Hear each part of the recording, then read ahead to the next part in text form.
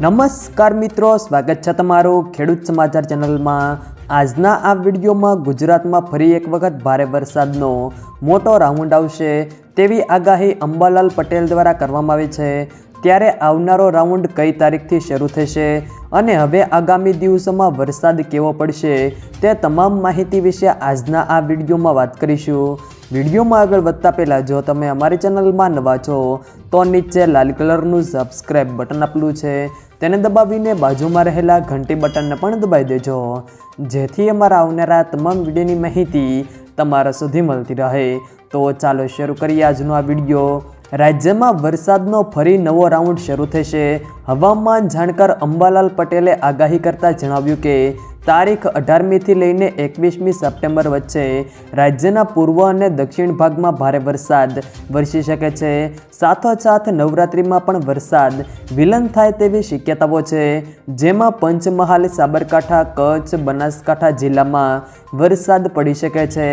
તો સૌરાષ્ટ્રના જૂનાગઢ, અમરેલી, ભાવનગરમાં પણ છૂટાછવાયા વરસાદની આગાહી કરવામાં આવી છે।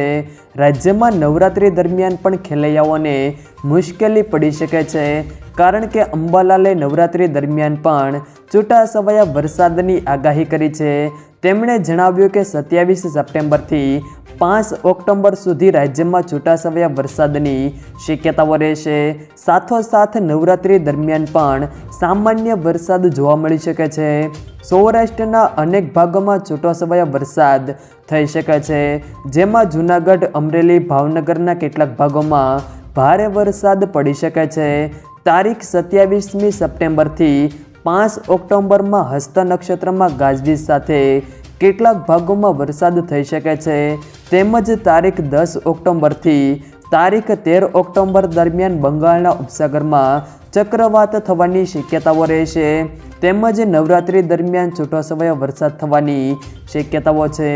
જો મિત્રો વિડીયો પસંદ આવે તો વિડીયોને લાઈક કરો, તમારા મિત્રો સાથે શેર કરો, અને જો તમે અમારી ચેનલમાં નવા છો તો નીચે લાલ કલરનું સબસ્ક્રાઈબ બટન આપેલું છે તેને દબાવીને બાજુમાં રહેલા ઘંટી બટનને પણ દબાવી દેજો।